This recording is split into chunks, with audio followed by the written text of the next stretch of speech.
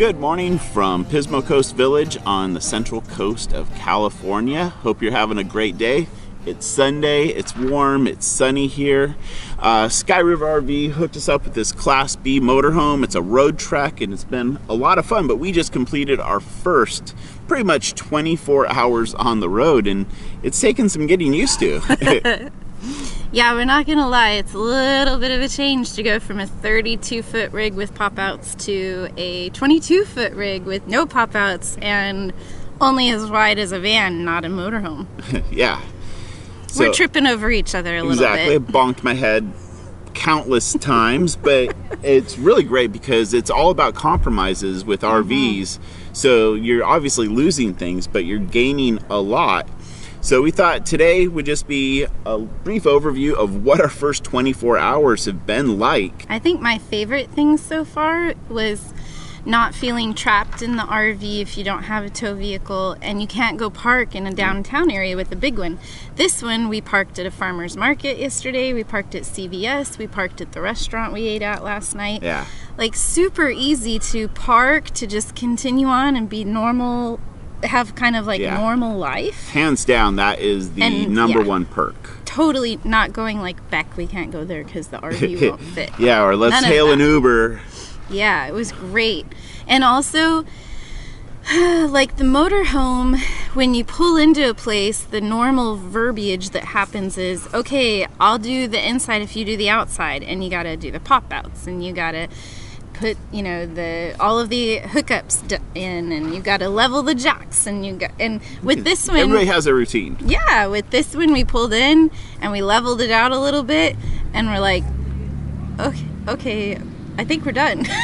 Yeah, but you know, the compromise of being able to park in all those spaces is smaller space inside, which kind of made a little bit more work getting ready for bed. All right, let's do this. Ready? Drum roll, please. Okay, since we were just discussing sleeping, we will head back to the sleeping area. And this is not going to be a full-blown tour, guys. We'll do that later once we figure out all the quirks. But this is the sleeping area. And then right here, there's a switch that you hit, and your whole bed comes flat. And the sleeping area back here is totally equivalent to a king-size bed. We're having to use king-size sheets. So there is no want for space for two people, a dog. Heck, we could have had Remy on here, no problem at all. More than. Yeah. Totally comfortable. Everybody's been wondering if we have a bathroom in this RV, and yes, we do. It kind of looks like a closet here. You open these two doors up. Which bring up another interesting concept, is that when the doors are open, pretty much you can't pass through. Nope. All right, so it's a wet bath. We have a toilet. It's not a cassette toilet. There's a black tank on this RV. A lot of them do have cassette toilets in these little rigs though.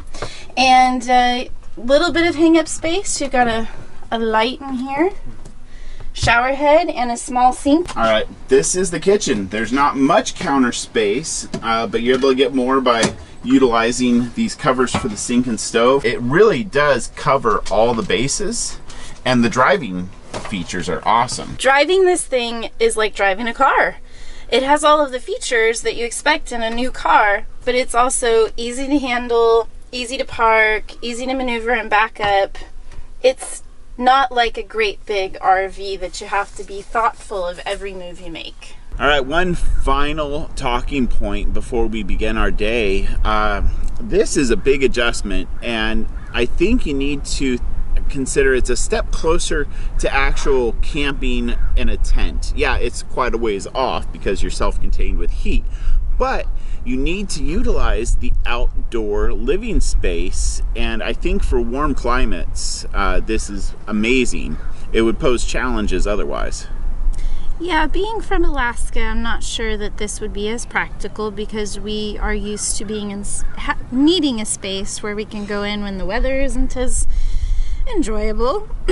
And we also, you know, tend to work from our RVs a lot. So it's great for warm weather. Yeah, totally. And sunshine. you need to, or we are gonna need to learn to embrace outdoor living a little bit more. Yeah, we tend to be a little hermitish and hermitish. Yeah, that's a personal problem because we always seem to be burning the candle at both ends. So when we're done working, we just want to like clock out and just chill. So, all right, that's our little spiel about our first day of van life, and I have no idea what we're gonna do for the rest of the day, but it's not going to be hard to find something on the Central Coast. All right, let's see.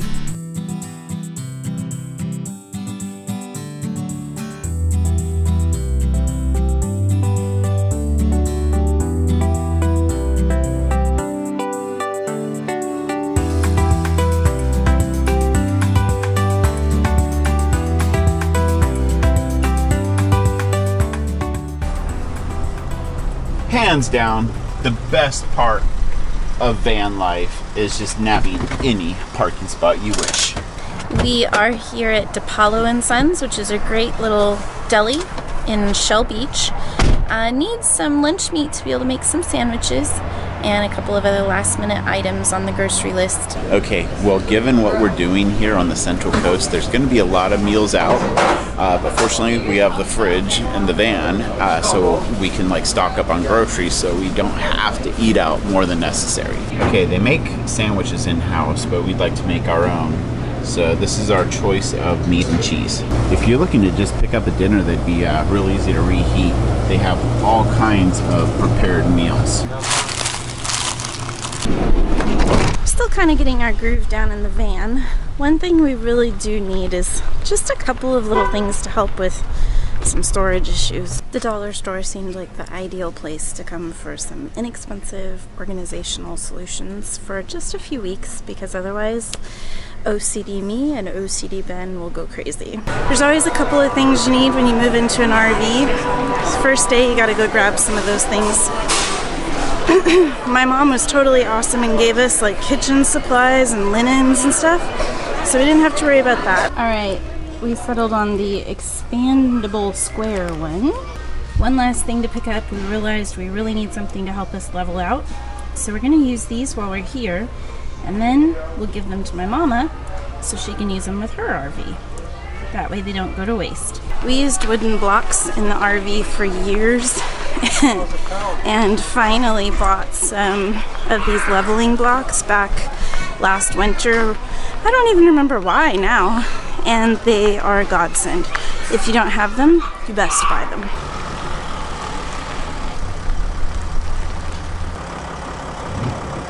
So tonight we're gonna try embracing outdoor living. I'm cheating, got some Insta-Light charcoals just to get things started. You know, I got these thinking that we might have like kind of barbecues, that like picnic barbecues, but we have this nice pit here, and Pismo Coast Village is so on top of things that the pit is cleaned out, so it's real deep, which is great. But I had to go buy some red oak, so there is enough heat to cook our chicken. So like I said, that's a wrap. Thanks for watching. Make sure you hit that subscribe button, and this is like a collaboration between Sky River, Central Coast Now, Pismo Coast Village, and His and Hers Vlogs. Thanks for watching.